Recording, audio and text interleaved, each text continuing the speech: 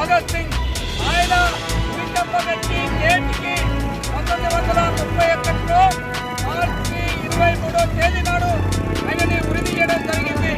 ఈ దేశ స్వాతంత్ర్యం కోసం పోరాడినటువంటి గొప్ప వీరుడు. ఆయన మరణించి నేటికి 93 సంవత్సరాలు అవుతుంది. అయితే ఆనాడు ఏదైతే బ్రిటిష్ తెల్లదొరల్ని పారదోలతందుకు మన భారతదేశానికి ఉన్నటువంటి బానిస సంఖ్యలని తెప్పేయాలని చెప్పి ఆయన నిండు ప్రాణాల్ని దేశం కోసము అర్పించినటువంటి గొప్ప త్యాగమూర్తి భగత్ సింగ్.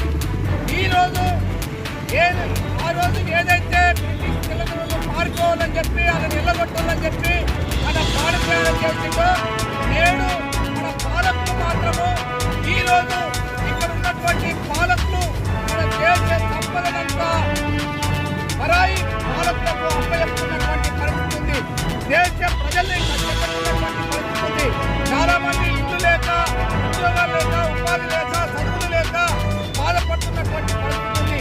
ఈ నేటి పాలకుల యొక్క ఆశీర్వాదానికి వ్యతిరేకంగా, మతోన్మాదానికి వ్యతిరేకంగా మనము ఈ పోరాటం చేయడమే భగత్ సింగ్ కు నిజమైన నివాళులు అర్పించినట్లు ఆయన స్ఫూర్తితోనే మనం పోరాటం చేయాలని చెప్పి నేను కోరుతున్నా. భగత్ సింగ్ అమర్ హై.